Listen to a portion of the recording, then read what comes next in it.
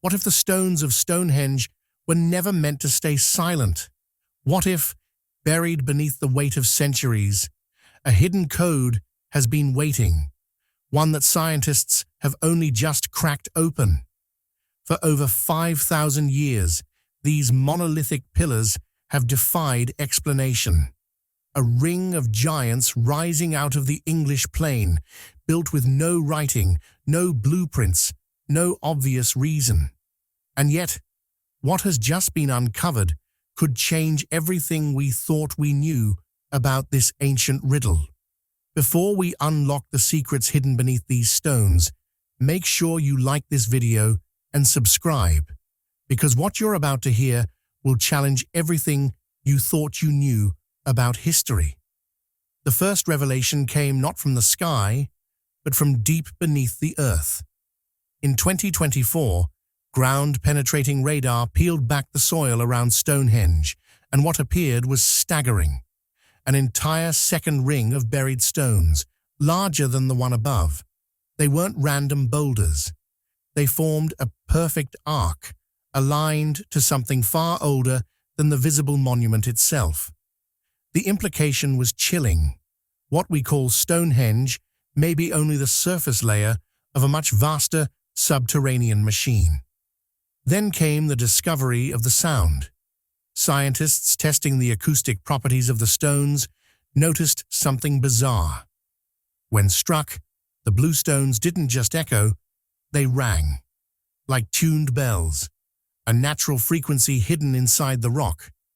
When arranged in a circle, the effect amplified, creating a resonant chamber that could focus sound like a laser. These weren't just monuments, they were instruments, capable of shaping experience, perception, maybe even consciousness. But how did those stones arrive here in the first place? For centuries, theories swirled. Log rollers, sledges, impossible human effort. Yet in Wales, near the Preseli Hills, where the stones originated, archaeologists uncovered drag marks and something stranger. Beneath the soil, they found ice-scratched grooves dating back to the end of the last ice age. The conclusions stunned even the experts. The glaciers themselves had carried the stones across hundreds of kilometers, depositing them like gifts onto the Salisbury Plain. The builders hadn't dragged them. They had chosen this land because the stones were already waiting. And then, the alignments.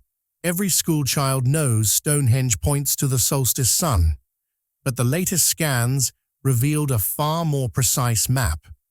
Astronomers charted the layout against the sky of 3000 BC and realized it wasn't just the sun. The stones mapped eclipses with near-perfect accuracy. Each gap, each shadow predicted when the sky would darken. This wasn't just a calendar, it was a warning system. To a people who lived in fear of the heavens going black, Stonehenge could tell them exactly when night would swallow the day. The next twist emerged from bones. Thousands of cremated remains dug from the chalk pits around the site. For decades, they were dismissed as ritual burials. But when DNA sequencing was applied, a secret unraveled. Many of the dead were not local. They came from as far as Scotland, Wales, even the European mainland. Stonehenge wasn't a village, wasn't a temple.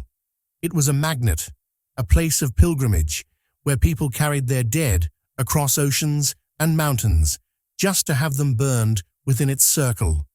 A prehistoric Mecca, glowing with fire and ash. Yet one detail eclipsed them all. In the innermost ring, researchers identified something out of place, a stone older than the rest, older even than the civilization that raised the monument. Microscopic analysis showed it had been polished by human hands nearly 1,000 years before the first stage of Stonehenge was built. Meaning this wasn't just a new creation, it was a hand-me-down relic from a forgotten world. Someone, long before recorded history, had already known the power of these stones, had already used them, and had passed them on like sacred technology. And just as these revelations began to settle, another shock tore them open. Hidden under centuries of soil, magnetic surveys revealed a vast geometric pattern stretching miles beyond the monument itself. Long barrows, pits, wooden posts, all linked in a precise radial web, as though Stonehenge was the hub of an enormous prehistoric circuit board. But circuits are nothing without currents, and the land itself carried them. Just beyond the chalk plains, archaeologists uncovered what looked like scars in the earth, ancient trackways leading directly to the river Avon.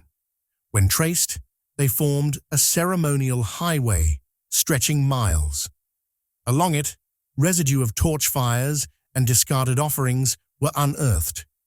But the path didn't just lead to Stonehenge, it connected two colossal monuments, aligning perfectly with the midsummer sunrise and midwinter sunset, a ritual corridor designed to bridge the world of the living with the world of the dead.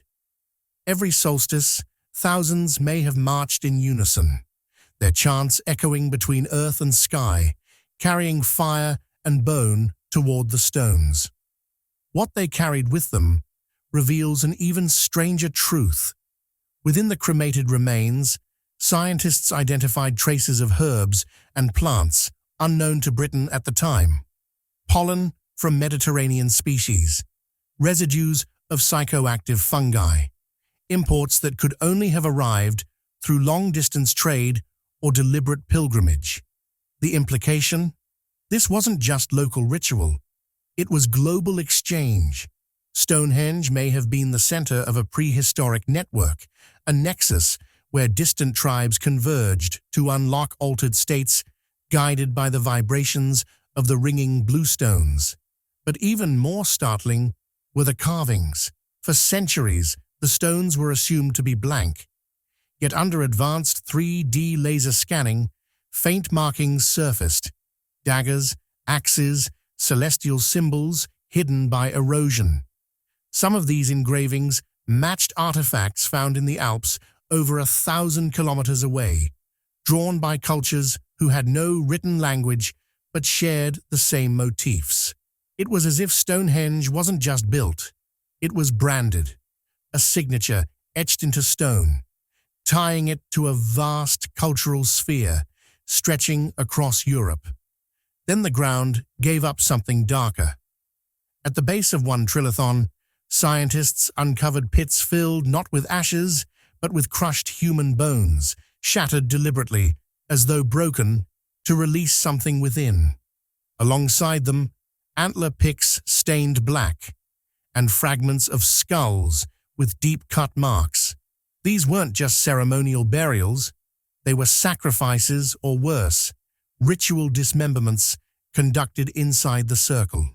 The blood that ran here wasn't symbolic, it was real, and with those discoveries came the realization that the site wasn't static. Beneath layers of soil, ground-penetrating scans revealed ghost imprints of wooden structures predating the stones themselves. Vast timber circles, now rotted away, once stood on this land. Stonehenge was not a beginning. It was a replacement, a wooden temple of life burned and buried, giving way to a stone temple of death. The builders didn't just raise Stonehenge, they killed what came before it. Further out, new revelations shattered the limits of the site. Aerial surveys detected long, straight ditches cutting across the landscape in patterns far too deliberate to be natural. These weren't farming boundaries. They were sightlines. When extended, they aligned with distant peaks on the horizon, some over 30 kilometers away. Stonehenge wasn't an isolated monument. It was part of a colossal geoglyph, a landscape-scale observatory using earth, wood, and stone to bind the heavens to the soil. But the stones themselves held another clue. Microscopic analysis of the sarcens revealed unusual concentrations of quartz crystals, tightly packed in ways rarely seen in natural formations. Quartz is piezoelectric. When struck, it generates electric charge. In the cold silence of the plain, under pressure, these stones may have emitted faint pulses of energy. To modernize, it looks like accident. To those who built it, perhaps it was no accident at all. Stonehenge may have been more than a monument. It may have been a power source. The mysteries only deepened when isotopic analysis was performed on animal bones found nearby. Many of the cattle and pigs had not been raised in the local fields. Their teeth carried chemical signatures from Ireland, Scotland, even northern Spain. People weren't just traveling here. They were driving entire herds across seas and mountains to feast at the site.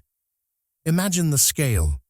Mass migrations of beasts and men, converging in the shadow of the stones, smoke and fire turning the plain into a carnival of the dead.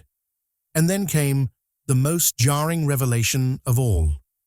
Recent LiDAR scans, capable of stripping away modern clutter, revealed faint outlines of roads, prehistoric causeways pointing directly to Stonehenge from multiple directions, converging like the spokes of a wheel. They weren't random paths. They were engineered approaches, built with intention, designed to funnel thousands toward the stones. The monument wasn't hidden in the wilderness. It was a beacon, an ancient capital, commanding pilgrimage from every corner of the known world. Beneath this orchestration lies the greatest paradox. The society that raised Stonehenge left no cities, no written records, no palaces. And yet they orchestrated one of the most complex construction projects of prehistory. How? A final discovery may hold the key. In 2025, researchers examining tool fragments found residues of copper, an element that shouldn't have been present in Neolithic Britain. But it was there, fused into the picks and chisels that shaped the stones. The builders may have had access to technologies centuries ahead of their supposed time, trading knowledge across continents long before history began recording. And still, even as these truths stack higher, the unanswered question lingers. Who were they building for? The alignments, the sacrifices, the resonance of the stones, all point to a purpose beyond survival, beyond ritual, as if Stonehenge was never meant for the people who built it, but for something or someone else. The first clue to that possibility surfaced in the soil beneath one of the outer banks. Archaeologists expected to find animal remains, broken tools, perhaps pottery fragments. Instead, they uncovered something that shouldn't exist: beads of obsidian, volcanic glass. The nearest natural source lies thousands of miles away, in the Mediterranean and the Caucasus. How had it reached Salisbury Plain 5 millennia ago? The shards were worked into arrowheads so sharp they could slice skin with a whisper. Whoever placed them here was tied into networks stretching beyond the horizon, a prehistoric globalization far beyond what textbooks had ever imagined. Then came the alignments that refused to stay quiet. Using new astronomical software, scientists projected the sky backwards to the age of Stonehenge, layer by layer. The stars shifted, and suddenly, a pattern emerged. Not just the sun, not just the moon. The monument aligned with the Pleiades, with Orion's belt, and with Sirius, the brightest star in the night. Together, they formed a sky map carved into the earth itself. But the strangest part wasn't the precision. It was the sequence. The stones marked not where the stars were, but where they would be thousands of years into the future. A frozen prophecy of the heavens, calculated by people who shouldn't have had the math to predict it. Beneath the main circle, deeper excavations cut into the chalk revealed cavities lined with strange residues, charcoal mixed with traces of copper and arsenic. When tested, the composition mirrored early metallurgy, as though someone had been smelting metal beneath the henge itself. Yet official timelines claim metalworking hadn't reached Britain for centuries after the stones were raised. The evidence whispered a different story, that beneath the rituals and sacrifices, Stonehenge doubled as a forge of forgotten knowledge, where sparks from firelight kissed stone walls in secret. And not all the stones were equal. Thermal imaging at night showed certain pillars cooling at different rates, radiating heat like batteries discharging in the dark. One in particular glowed faintly longer than the rest, as though something inside it stored and released energy.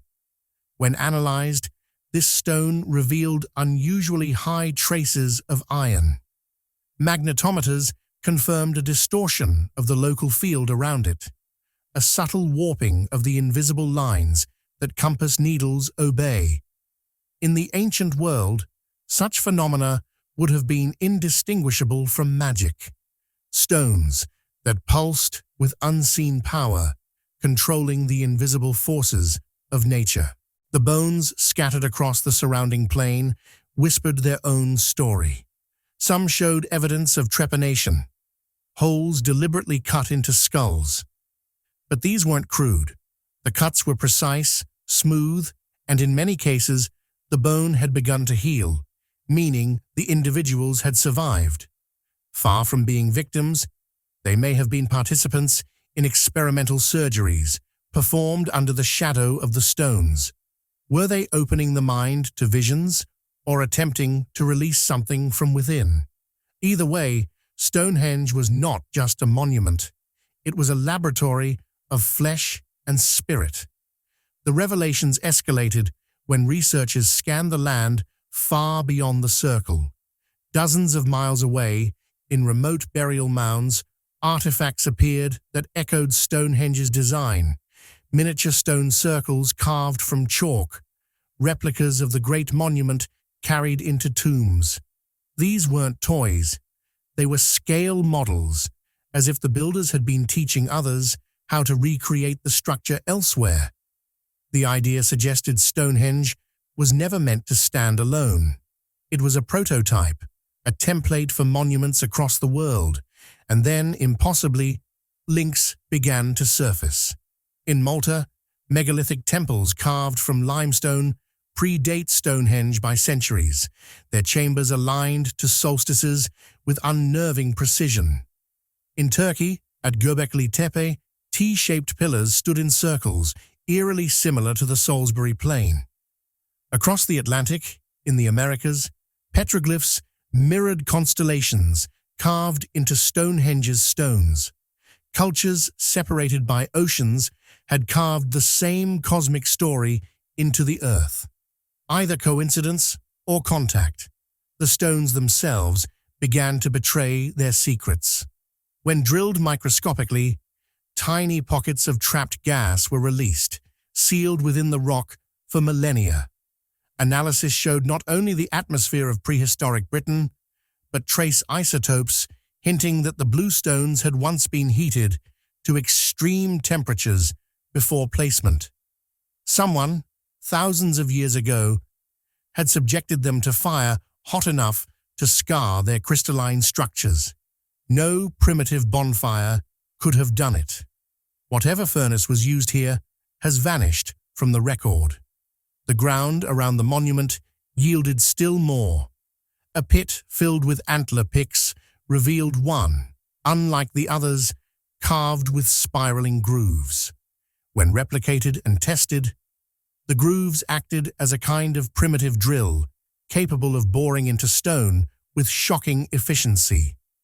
This single artifact hinted that the builders had mastered techniques we assumed impossible for their era. Technologies erased or ignored, hidden inside everyday objects that had been dismissed as crude.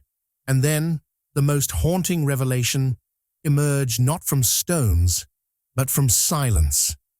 A team of acousticians recreated the full circle digitally, rebuilding every missing piece. When sound was introduced, The circle amplified low frequencies into a deep, rolling hum, a vibration felt in the body rather than heard with the ears. In that resonant chamber, human voices transformed into something unearthly. Chant became thunder, whispers became storms. For those inside, Stonehenge would have been a portal of sound, a place where the human voice merged with the voice of the earth itself. As these findings converged, one final detail drove the mystery beyond archaeology. Carved faintly into one of the uprights, almost invisible under lichen, was a mark. Not a dagger, not an axe, something geometric, a spiral intersected by a line, identical to symbols found in caves in France, in carvings in the Sahara, and even on stones in South America. Cultures with no connection, no known contact, no shared history, yet the same symbol etched across continents, the same hand or the same idea, reaching across time. And here, the question turns. If Stonehenge was not built for those who raised it, then perhaps its true audience was never human at all. The next discovery hinted at something too large to ignore. When the magnetic map of the plain was extended outward, far beyond the known monument, faint ripples in the soil emerged, giant arcs forming a circle tens of kilometers across. A henge within a henge, the outer ring dwarfing the stones we see today. Buried pits aligned perfectly with the cycles of Venus, a planet visible to the naked eye, but difficult to track with such precision. This wasn't the work of isolated farmers. It was a project of astronomical scale, a cosmic machine keyed not only to the sun and moon, but to the wandering stars themselves. Beneath one of these hidden arcs, excavation revealed a stone carved with something that sent shockwaves through the team. A humanoid figure, its head ringed not with hair, but with rays, eyes wide, mouth open, arms stretched in supplication or command. A figure identical to solar deities worshipped in Mesopotamia, thousands of miles away. Yet this carving predated them, which meant either the image was born here and spread across the ancient world, or it arrived in Britain already known, carried by hands from a civilization even older, even deeper in the shadows of time. And then, at the very heart of the monument, ground sensors picked up an anomaly, a cavity sealed beneath the central altar stone. It had gone undetected for centuries. When fiber optic cameras slipped inside, they revealed something unthinkable. Fragments of crystal, arranged deliberately, shimmering in the light, not natural shards. They had been cut, their edges impossibly sharp, interlocked like gears in a machine. Someone had hidden a crystalline core beneath the circle, as if the stones above were only the casing for something far more intricate, far more deliberate. The implications rattled through every field at once. Geologists argued the crystal wasn't native to Britain. Engineers whispered that the interlocking fragments resembled early attempts at lenses, and some, staring into the footage, swore it was something else entirely, something designed not for human eyes, but for eyes that saw differently, through spectrums invisible to us. The revelations only intensified when the surrounding soil was tested. Embedded deep within the sediment were tiny metallic spheres no larger than grains of sand, each one perfectly round, their surfaces fused with nickel and iron, in ratios not common to terrestrial smelting. They weren't waste products. They were engineered. Some speculated they were remnants of an ancient process, microscopic components scattered like ash. Others dared to suggest they were fallout, particles shed by something that had once operated here, a technology beyond our reach. But the most chilling detail didn't come from the stones, or the soil, or the bones. It came from the sky. Astronomers running models backward discovered that on a single night, around 3100 BC, the sky over Stonehenge burned with a convergence unseen in millennia. The sun, the moon, and a cluster of stars aligned so perfectly that the monument's stones framed them like a window. It would have been visible only here, only then, a singular beacon. To whom was that signal meant to be seen? New DNA analysis of the remains only deepened the riddle. Among the cremated bones were genetic markers that didn't match the surrounding populations. Traits rare in Europe, closer to those found in the Near East, even as far as the Caucasus. People had journeyed thousands of miles, carrying not just their dead, but their bloodlines, converging here as though summoned. The stones weren't simply attracting pilgrims.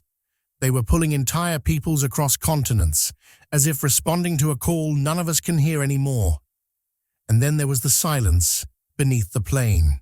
Seismic tests revealed hollow chambers stretching out in unexpected directions, untouched, unexplored. Caverns echoing beneath the monument, their extent unknown. One probe lowered into the darkness recorded faint vibrations, steady, rhythmic, too regular to be natural, like a pulse, a heartbeat beneath the earth. The final twist came not from what lay below, but from what lay across the ocean. In the deserts of South America, archaeologists uncovered standing stones, carved with holes that whistled when wind passed through, creating tones eerily identical to the resonances of Stonehenge's blue stones. Thousands of miles apart, separated by seas and centuries, two cultures had built monuments that sang the same song. Coincidence or chorus? And now, one detail lingers, refusing to let go. On one of Stonehenge's inner uprights, a carving almost erased by time reveals a spiral, its line curling inward, not outward. A symbol seen in Neolithic caves across the world, in tombs, in temples, etched into bone and clay. Always the same, always the spiral turning inward, toward a center unseen. And here, at Stonehenge, it rests where the sun strikes on the longest day of the year, casting a shadow that vanishes into the earth. The shadow falls where the heartbeat is still echoing, where something waits.